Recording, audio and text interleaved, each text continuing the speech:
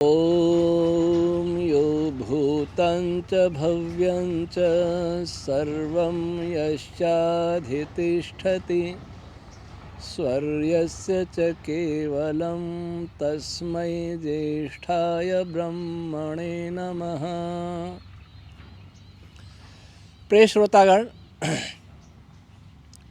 पिछली कक्षा में हमने अग्नि और विष्णु की चर्चा करते हुए कहा था कि सृष्टि में दो महत्वपूर्ण घटनाएं होती हैं, विद्युत की उत्पत्ति और सूर्य की उत्पत्ति।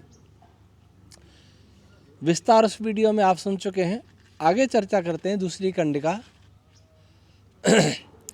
आग्ना वैष्णवम पुरोडाशम निर्वपंती दीक्षणीय मेकादशकपालम। जो अग्नि विष्णु की बात कही, अग्नि अर्थात विद्युत, मूलकण, फोटोन और विष्णु, इनसे संबंधित पुरोडास का बीज वपन किया जाता है। पुरोडास के विषय में महर्षि याज्वल कहते हैं शतपथ में, या एभ्यो यज्ञम प्रारोचयत तस्मात् पुरोदासः पुरोदाशो हवै नाम एतत् यत् पुरोडाशः। जो सृष्टि यज्ञ को विशेष रूप से, प्रकट रूप से प्रकाशित करता है, वह पुरोदास है और वही पुरोडाश है। अर्थात वे रश्मियां जो अग्नि और विष्णु के बनने की प्रक्रिया, मूल कणों, फोटोन या विद्युत आवेश उत्पन्न होने की प्रक्रिया को प्रकाशित करते हैं अथवा प्रारंभ करते हैं अथवा सक्रिय करते हैं अथवा समृद्ध करते हैं, उन रश्मि समूहों को पुरोडास कहा जाता है। अन्नम वही पुरोडाश। अन्न उसको कहते हैं जिसका भक्षण किया जाता है। इन रश्मियों का भक्षण किया जाता है। अन्य पदार्थ इनका भक्षण करते हैं और भक्षण करने से, अवशोषण करने से वे पदार्थ क्रियाशील हो उठते हैं, चमक उठते हैं। अन्नम वही पुरोडाशा का तैतरी संहिता 7.1.9.1 और शतपथ ब्राह्मण का जो प्रमाण दिया था वो है 1.6.2.5।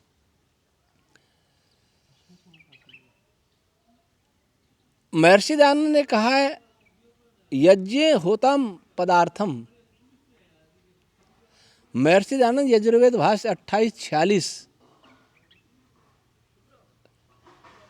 यज्ञ में आहुत पदार्थ, यज्ञ में डाला हुआ पदार्थ, सामग्री, अर्थात सृष्टि यज्ञ की प्रक्रिया में, अग्नि और विष्णु के बनने की प्रक्रिया में जिन रश्मियों की हवि डाली जाती है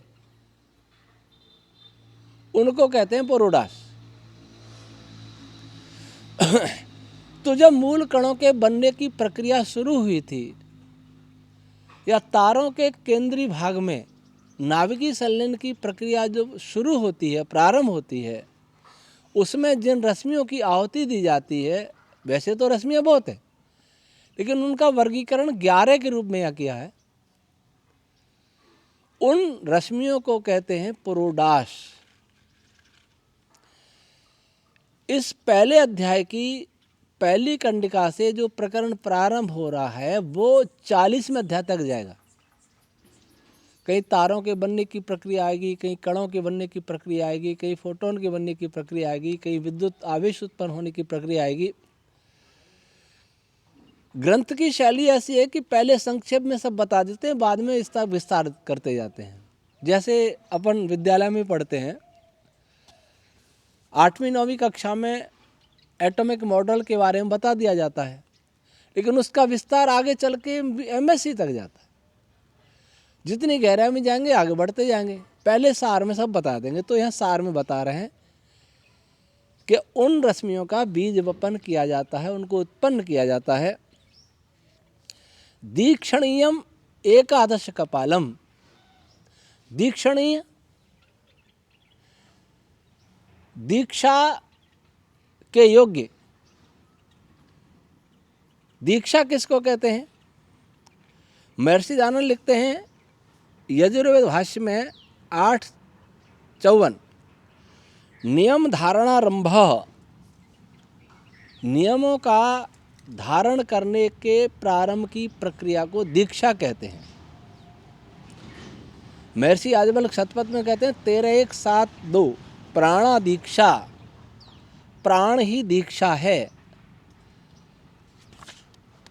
फिर महर्षि तैत्तिरीय कहते हैं वाग दीक्षा, तया प्राणो दीक्षया दीक्षितः, तैत्तिरीय ब्राह्मण 3:7-7-7। दीक्षा पत्नी, तैत्तिरीय आरण्यक 3:6-1, तपो दीक्षा, शतपथ 3:4-3-4-3-2।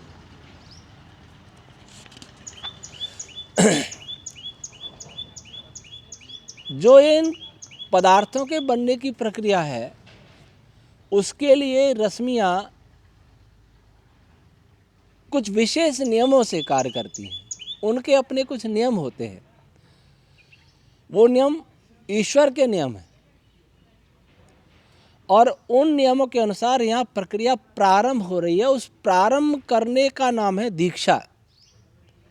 जैसे ब्रह्मचारी गुरुकुल में दीक्षा लेता है, दीक्षा लेने का अर्थ क्या हुआ? वो पढ़ने के योग्य हो गया है, पढ़ने योग्य हुआ है, प्रवेश कर रहा है, पढ़ाई शुरू कर रहा है। तो वैसे ही उन पदार्थों के बनने की प्रक्रिया यहाँ प्रारंभ हो रही है, उस यज्ञ का नाम है दीक्षणीय। और यह प्रक्रिया 11 कपालों वाली होती है। कपाल किसको कहते हैं? प्राय इसका व्युत्पत्ति की जाती है कम पालयतीति, जो कम का पालन करता है। लेकिन हम इसकी व्युत्पत्ति इस प्रकार कर सकते हैं केन पालयतो वा कपालः। अब क क्या है?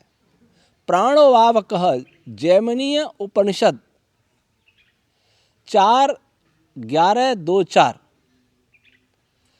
और महर्षि यास्क निरुक्त 10:22 में लिखते हैं कह बराबर कमनो वा क्रमणो वा, और कम बराबर अन्नम। जो प्राण रश्मियों से पालित है, रक्षित है, उत्पन्न है, प्रेरित है, उसको कहते हैं कपाल।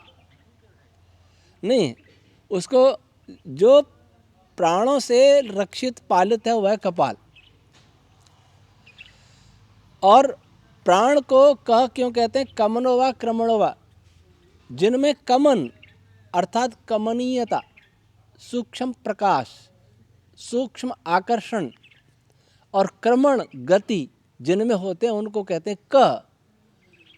और इसलिए प्राणों को कह कहते हैं। प्राण रश्मियाँ उत्पन्न हुई तो हल्की सी दीप्ति का अर्थ यह नहीं कि हम उसे देख सकें। हम तो किसी भी तकनीक से प्राणों की दीप्ति को नहीं देख पाएंगे। हमारे देखने की सीमा है, हमारे सुनने की सीमा है, जैसे पहले बताया था। तो जो दीप्ति उत्पन्न करता है, जो आकर्षण का भाव गुण उत्पन्न करता है, जो गति का गुण उत्पन्न करता है, वह कहता है क, वो है प्राण रश्मियाँ। अन्नम, प्राण रश्मियाँ एब्जॉर्ब होने के कारण अन्न कहलाती हैं। तो अग्नि और विष्णु संबंधी जो रश्मियाँ हैं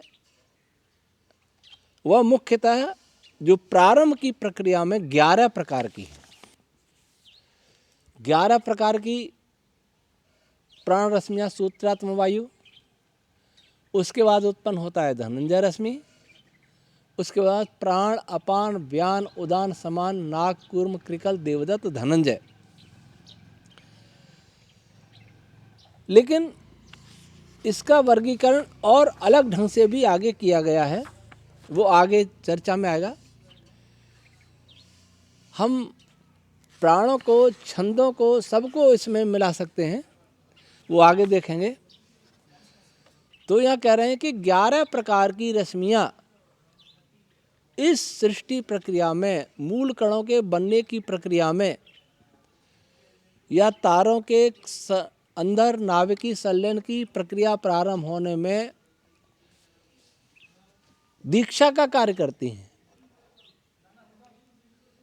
पदार्थों को सक्रिय करती हैं, सृष्टि प्रक्रिया के लिए तैयार करती हैं।